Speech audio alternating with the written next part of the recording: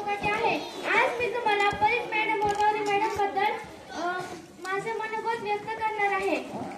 Parit madam आम्हाला आम्ही जेव्हा पहिलीला होता तेव्हा मॅडम आम्हाला शिकवायला आलता. तेव्हा मॅडम या शाळेत पहिल्यांदाच आलत्या.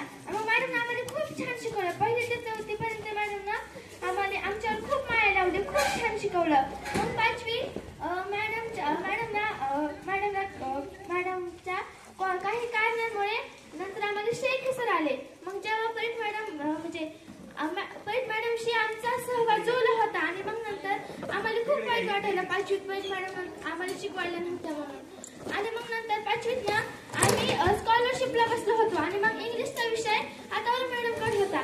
आणि मग पाचवीत असताना आमच्या पूर्ण वर्गाला दौरावळीची खूप भीती वाटायची.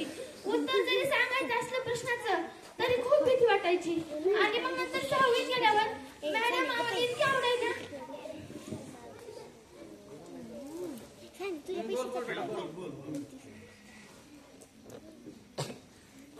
मॅडम आम्हाला खूप आवडायला.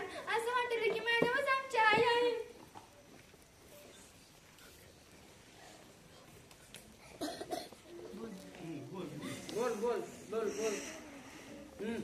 खरंच मॅडम तुम्ही आमची आई.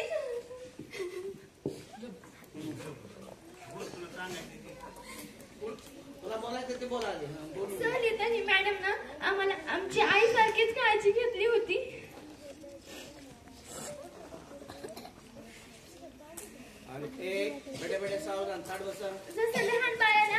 जसं लहान बाळाची आई 2-3 दिवस गावाला गेली किंवा घरी नसल्यास लहान बाळाला किती दुःख होत तसं टीचर तुम्ही जेव्हा शाळेत नव्हता तसं आम्हाला वाटायचं.